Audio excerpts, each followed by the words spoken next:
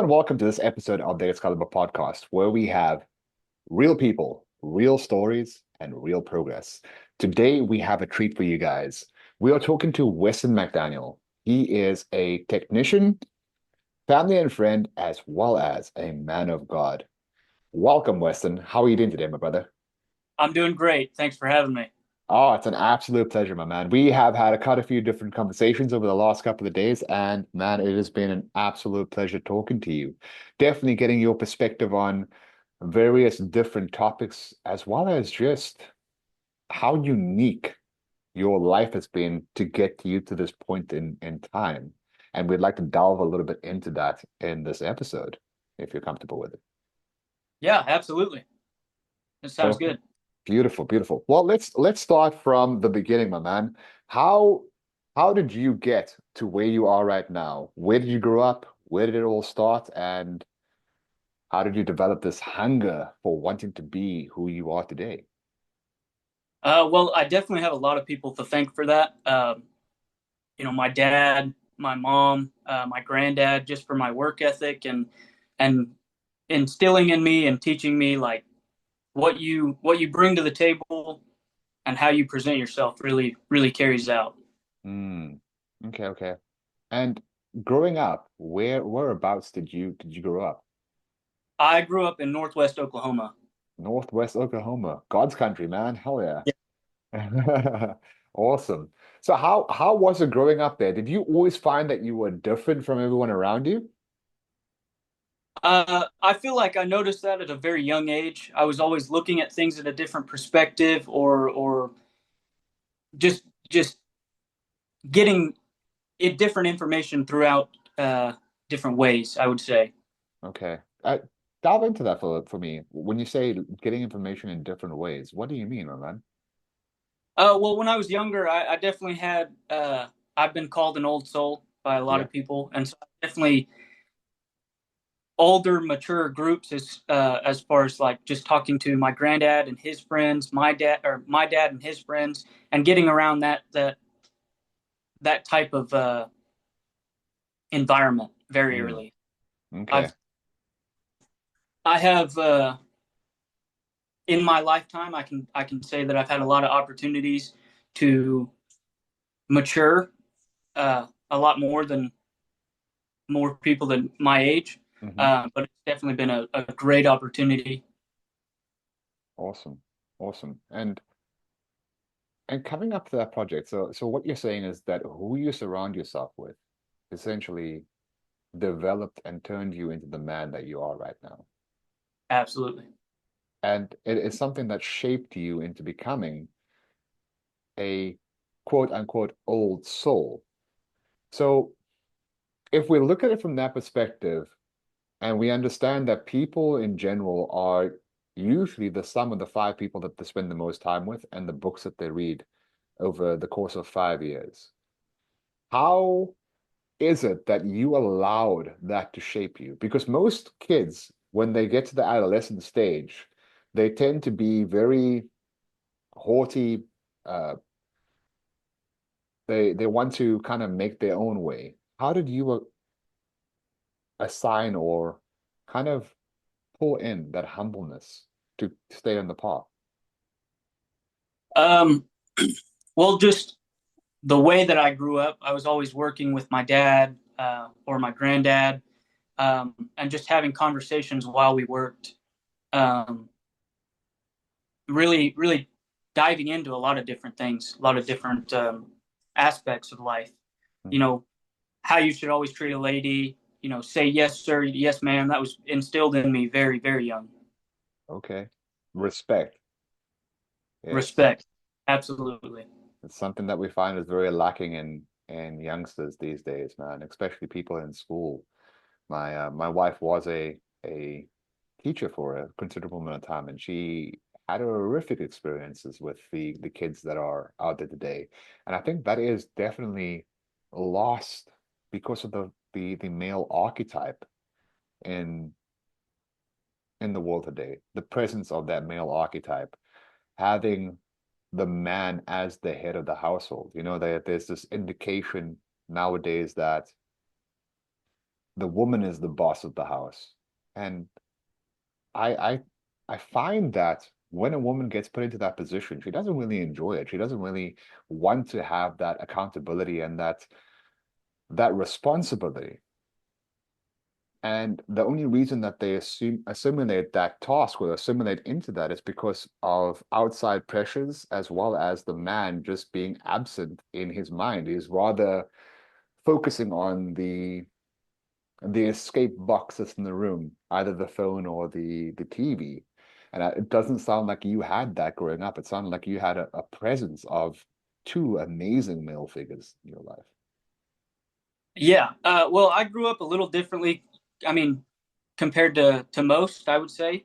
My parents are split. They split when I was younger, Mhm. before I remember. But it was never. My dad was never not present in my life. He was always there. Him and my mom have a good relationship, and they made it a very big point that we spent both time or a lot of times good with living with my mom, staying with my dad, and so learning from both of them. My mom is one of the strongest people I know. I mean, raising us was probably not easy. um, I know that I didn't make it easy, and I mean, she did a phenomenal job, I believe. And same thing with my dad. Like, he was not always, he might not be the smartest guy in the room, or the biggest, or this or that. I can say the same thing about myself, but he Mhm. was always there, Right. and he was willing to teach me something. Mm. Yeah, the thing about a dad, what a lot of people don't realize is not his job to be present all the time, but it's his job to make an impact in that kid's life. And that sound like it sounds like what he had done for you. It's made that impact to shape you into being a respectful but also a very discerning man moving forward. But Absolutely. let's delve into some of the occurrences that have really made that impact. What is it growing up? You grew up in Oklahoma. You went through some pretty hard times. Let's delve into whatever you can share from that perspective that shaped you. Because, Alexis Carrel says that man needs suffering to be remade, for he is both the sculptor and the marble. The David that you are sculpting is you. And it sounds like you've had many different times where you've reinvented yourself. We'll go into the the program that we both know each other from a little bit later because you've met some really amazing men in that program. But let's go into the start, the very beginning. How is it that you were able to become who you are? Absolutely. Um, I would say that just learning was one of the having the attitude to learn Mm, biggest things. Um, I grew up, living with my mom and visiting my dad on the weekends. And like I said earlier, I mean, very present in my life. But he struggled with his own demons, and I've mhm. seen that growing up. And it did eventually. I mean, they caught up to him. He did serve a little bit of time in prison, and he corrected his mistakes. Um, and that I'm knowledgeable of that it runs in my family of you know alcoholism, and I'm prepared, and I have the knowledge to steer away from that. And then on my mom's side of the family, I can see just from different family members how they walked through life, and I definitely took that uh, to heart. Okay. Okay. So you modeled excellence from a very young age. You looked at what you wanted and what you didn't want, and you were able to create a blueprint of the life that you wanted to live right now. Absolutely, yes. Hmm. And then it also sounds like you've been pushed by God in certain aspects to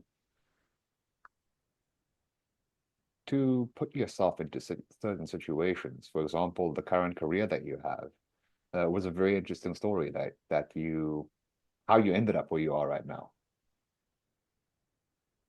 Yeah, like I said, when we spoke on the phone, I kind of fell into this. Um, I was living in Missouri. I was working in a warehouse, big food distribution company, and I had a buddy call me, and he said, "Hey, I'm going to do this. I think that you should." And went to the orientation, and that was 4 years ago. I've been doing this wind turbine technician, and I love it. I mean, I get in this field. I get to explore a lot of different things as far as mechanical, electrical, a lot of hands-on, which I love, and it's been a great avenue. And I believe that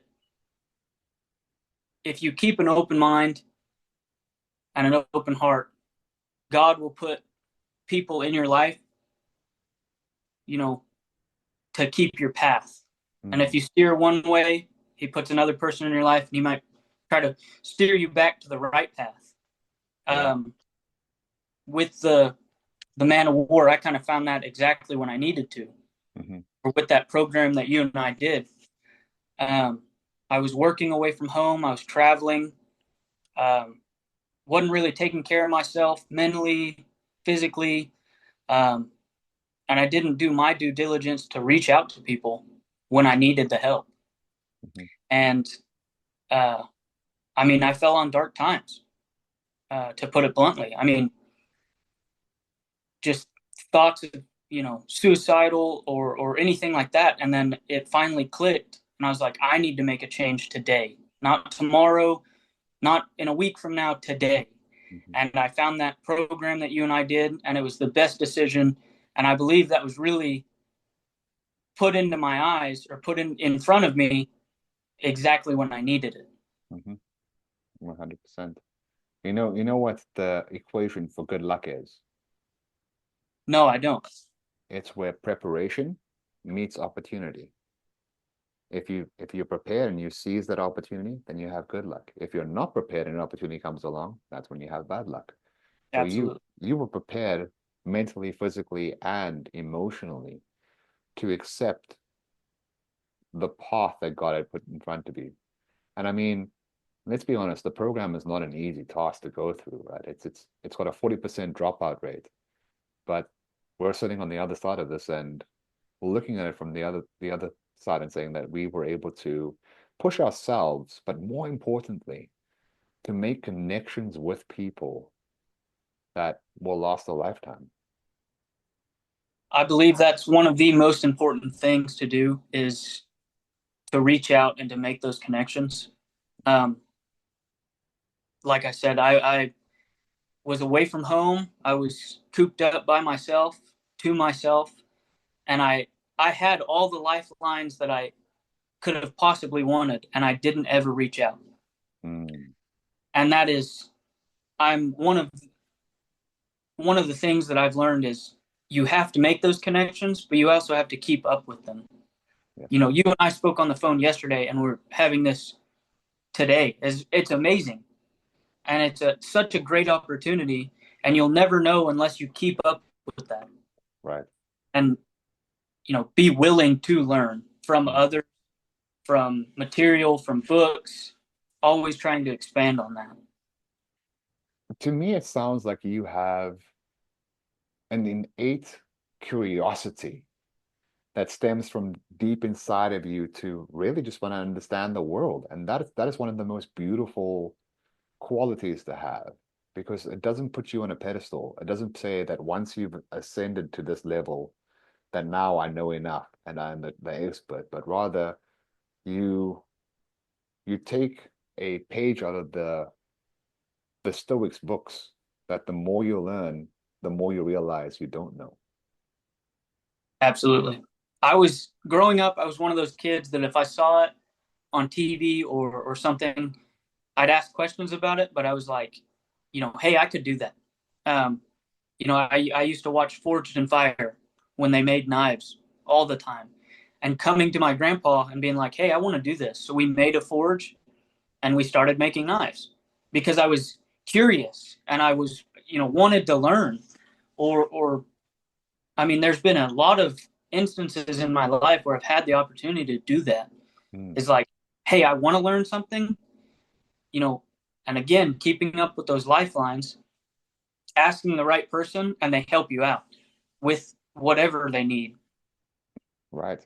Well, the benefit there is that you had the curiosity, you had the inclination to want to do that, and then you found the right person to help you in that circumstance. For me, I think one of the biggest things that most people don't understand is that if they go looking, as the Bible says, if you ask, you shall receive. If you knock, the door will be opened. The first step, though, is to ask. The first step is to knock, and that's where most people stumble. Yeah, I believe that. I mean, I it took me many trial and error to learn how to do that, or to have the courage to ask, you Mm, know, the right questions. And I mean, once I did, it was like everything just clicked, and it was, I wouldn't say easier, but it laid out a lot smoother path. It was more obtainable and more, easier to grasp in that case. yes, I love what you said there. You developed the courage, or you took the courage to do that. Courage comes from the French word cœur, which means from the heart. So by going there with an open heart, you automatically have a step above everybody else.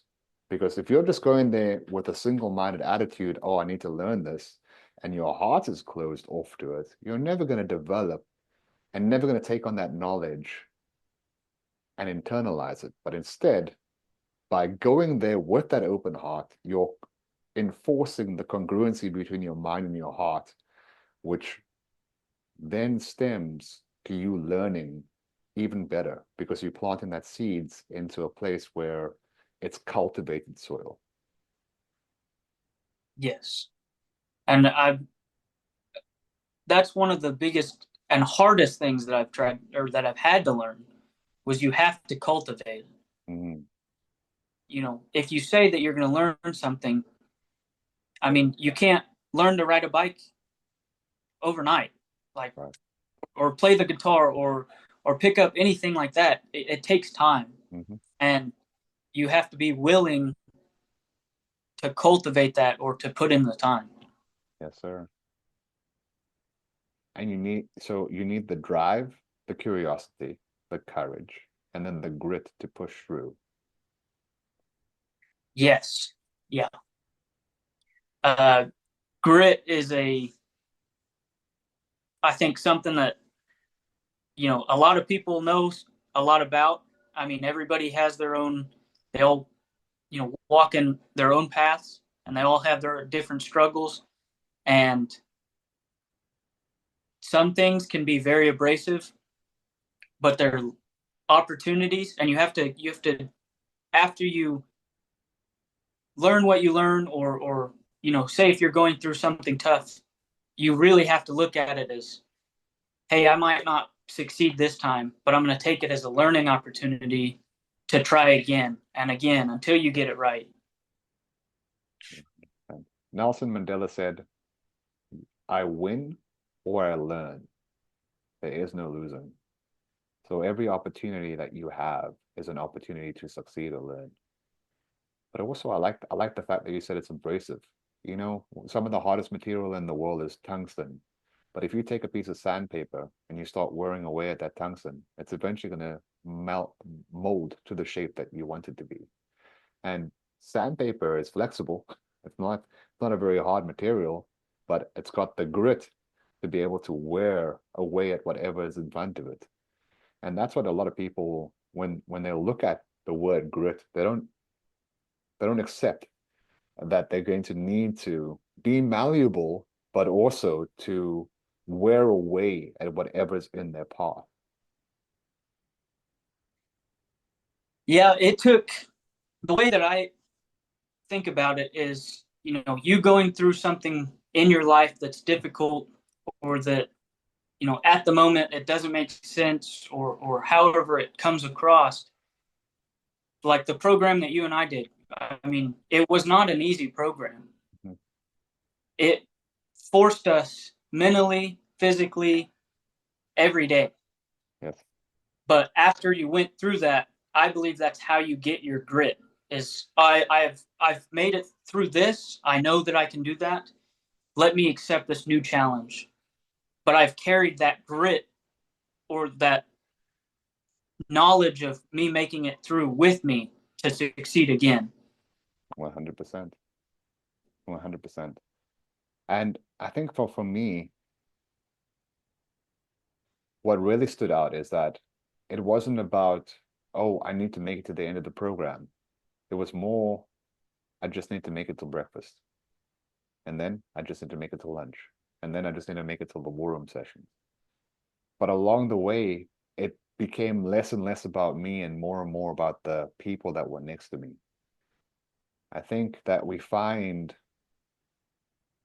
value in brotherhood and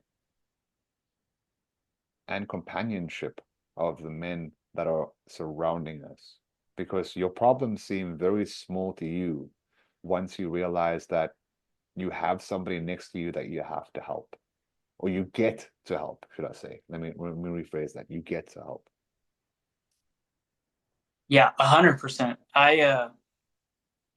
What drew me, I think, the most was the community aspect of it. Was having it where you can look to your left or your right and know that they have your back. Right.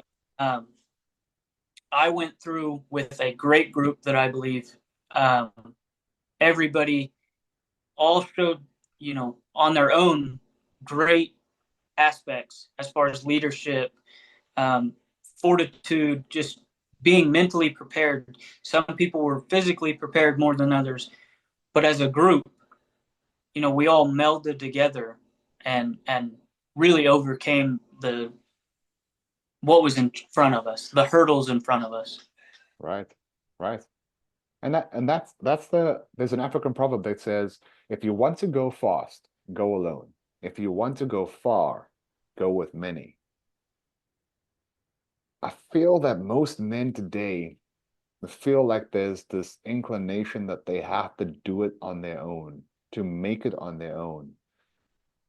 But that is a skewed mindset because of the fact that if you're going to do that, you have to realize that you're competing against teams.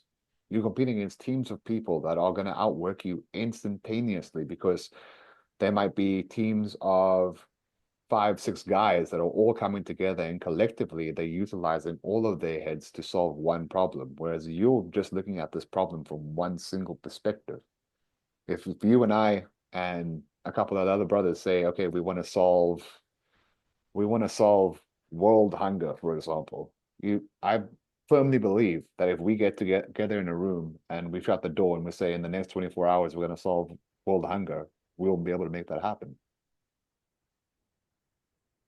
And it's powerful knowing that you have that type of community. I mean, I can say from firsthand experience that I didn't always have the community, and I was that type of man that, oh, it's not okay to show your emotions, hide it, push them down, um, and it really led to the downfall of myself. Hmm. And it took a while. I mean, I had to do it brick by brick, but it took a while to learn how to do that. And I always say I'm the biggest advocate for it now, just mental health in general. I mean, your brain, your mind can be one of the strongest tools or your worst enemy. And it depends on how you treat it day to day. If you wake up and say, "Oh, I'm not going to have a good day. I'm not going to have fun at work. I'm not going to get to do this. I'm not going to get to do that." You're going to see that throughout the day. But if you wake up and say, "I am so thankful that I have air in my lungs. I'm so thankful that the sun is shining as I'm driving to work. Yeah, I'm going to make my day good and make other people's day better." And 100%. by the end of the day, you've it feels like you've flown way, way past through what your old self was. Mm, mm. You know that that has been biologically proven. They did a study where they had a group of participants wear one of those sweatsuits and run on a treadmill, and another group wear sweatsuits and jump out of an aeroplane. Then they collected the sweat of those individuals, those two different groups, and they put another group of people into a MRI where they could see their brain activity. And they said, okay, well, smell the group that just did the run on the treadmill. And they weren't told what it is. So they smelt it and nothing happened. Then they smelt the group that had jumped out of an airplane, and instantaneously their amygdala started activating under the MRI. So the pheromones in there were able to stimulate that person's amygdala, which is responsible for the fight or flight and the the fear that you feel in your brain or in your body.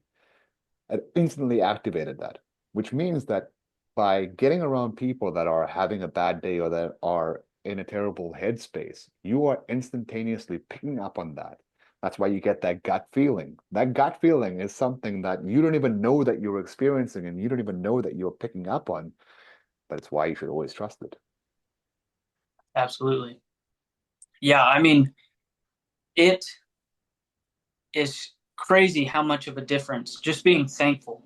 And I've come a long way, but I couldn't have done it without dedicating the time to revisit and relearn and to rebuild my relationship with Jesus. Yeah. That was one of the biggest helps, and it's one of the reasons that I wake up and I have air in my lungs.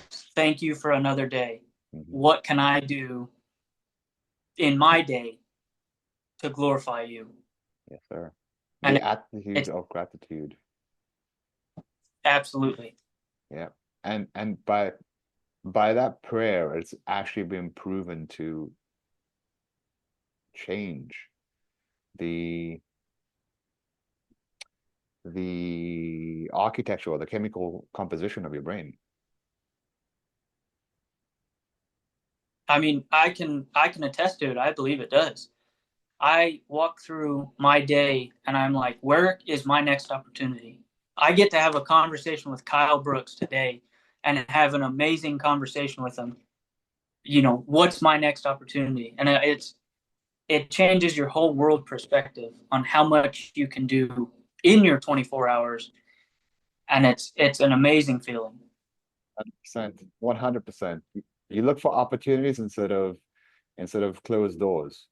And if there is a closed door, you knock and you find out what's behind it. Yes, yes, 100%. I don't know. I tend to have a very positive attitude on a lot of aspects, and I think it's just been bred into me because in South Africa, where I originally come from, it's kind of a lot more difficult. I mean, yeah, you have electricity all day. That is a blessing, brother. It's a blessing. Yeah, you have indoor cooling and indoor heating. It's an absolute blessing. So from that perspective, I view everything as, like you said, a opportunity to express my gratitude. And I wouldn't be here today should I had I not been grateful for half the things that I've started to receive, you know? Yes, I mean and you can look for it anywhere. Mm. Like yesterday, I had the opportunity to come home and I got to see my nephews. I got to work with my mom in the garden and just be around family. And I'm so grateful that I get to do that, that I'm home to do that. Yes, sir. And, you know, having that in the front of your head or in the front of your mind, having that throughout your day, I believe will change anyone. Mhm. And it is something that everybody can do. Okay. Here's a question. How did you develop that? What were the first three steps that you did to start developing that sort of mindset? Because a lot of people may be looking at this and going, yeah, that's easy for you to say, but You don't have the bills that I have to pay. You don't have to put up with the spouse that I have. You don't have to put up with the kids that I have. Whoa, whoa, whoa, hold up. That in every single one of those things, at least you have kids. At least you have the spouse. There has to be something that you can pick out of that will make you grateful. But what are the steps that you took to achieving that sort of mindset? I would say that prayer is the biggest one. Um, it's something I try to start my day with every day, and it's something that I end my night with every day. Okay. Um, that would be the biggest one, and it's like any other muscle. I mean, the more that you use it, the stronger it gets, and your relationship becomes stronger, and your conversations, you know, become more and more each time that you speak to them. Mm, Have that dedicated time. Um, I would say the second thing is community. You know, being around like-minded people that when you do find those dips or those potholes in the road, that you have that person or that community to reach out to. Hey guys, I didn't get up and I didn't work out this morning. You can call me on the phone and be like, hey, tomorrow, 100% you can get at it. yes. Tomorrow's the day, and you can help pick me up out of that. And I would say the third thing is love, having an open heart. Okay. Don't just cut it off and use it. Mm, And you know what I mean? Be grateful for the things that are around you. mm. They're in your field. Okay.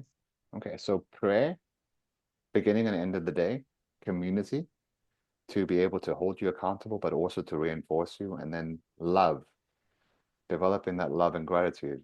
And it's interesting that you said love at the end of that, because if you look at the Bible, it doesn't say that God has love for us. It says God is love. Yes, It stipulates him as the personification of love, meaning that if we express in love, we are expressing God to each other. absolutely. This is it's and like I said, I mean it did take me a while to learn. Mm, It's not something that happened overnight, but it's something that you have to stay persistent at and do your due diligence to put in the effort to do that. right. And once you do it the first day, like, hey, that was just I got something out of that. That's a good feeling. I want that back. And you do it again and again and again. And then it's a habit. And it's something that really can transform somebody's life. It did mine. I believe so. Beautiful. Beautiful. Transformation through prayer, gratitude, and community. Yes. Yes, my brother. You're helping men out there, my man. There are definitely people that will listen to that and say, okay, well, that's a great blueprint to start this with.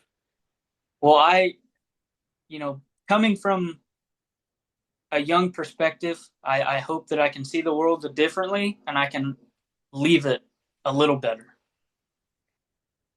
100%. Albert Einstein was asked, why are you here? He took a step back, thought for a little bit, and said, I'm here for other men only.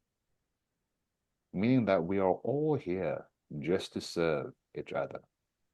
Because if you think about it, we are just extensions of each other.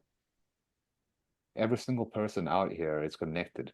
And the world has done it the utmost to segregate everybody. Oh no, you're a different color than me. Oh no, you're a different community than me. Oh, then you support a different team. But if we look at the baseline of what we are human beings, and we're all brought to this world to serve ourselves and to serve God, number one. And by putting Him first, I believe that 99% of the problems out there would disappear. I I agree with you. I want to pick up on something that you said. having that kind of perspective and like being able to reach out is one of the biggest things. And, you know, I, I lost my train of thought. I apologize. No. Um, but I was in a place where I had the opportunity or the people to reach out to, and I didn't. Hmm. And I believe that, everyone, once you find your like reason, your why, we were asked that a lot. Yeah. Um, my why is reaching out to people and checking in with them because I didn't always utilize that. I didn't always have that. Mm, And so being that person for somebody else is my why. beautiful. Because it's not even about pride when you're sitting in that situation. It's more about the thought process of maybe that person doesn't understand me. Maybe that person doesn't have the time. Maybe they're going through their own things, etc., etc., etc. And you build up all these excuses that hinder you from taking that first step instead of just picking up the phone and finding out. Is that the case? Prob 99% of the time it's not. 99% of the time the person's so happy to actually talk to you, you know? Yeah, it's and I've been doing it, challenging myself to do it more and more. People that have helped me along my way or along my journey, or reaching out to friends, family that I haven't spoken to, you know, reaching out to them and they're ecstatic to hear from you.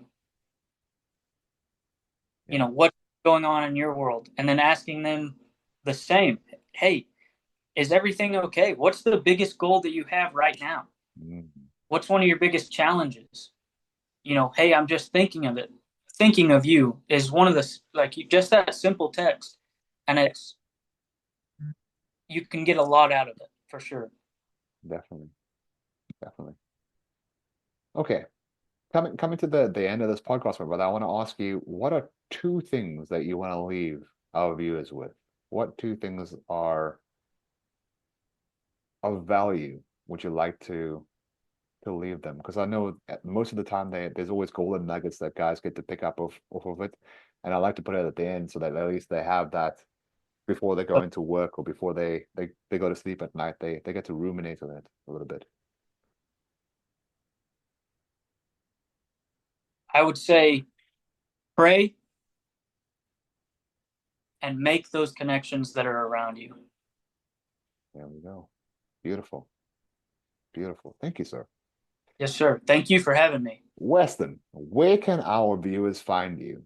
Like on what social media handles can they follow you at? How can they get a indication of what's going on in your life and just kind of connect with you? Instagram would be one, and it's just Weston MC. Weston MC. Beautiful. Well, you guys heard it first. When he becomes a star, you know exactly where to find him. All right. Thank you so much for tuning in, guys. We really do appreciate it. You know where you can find us. You can find us on Excalibur Coaching on Facebook, Instagram, TikTok, as well as Spotify, which you probably listen to right now. Thank you so much, Weston. It's been an Hey, absolute pleasure talking it's to you, been an brother. honor to be here and speak with you. Thank you again. Thank you, sir.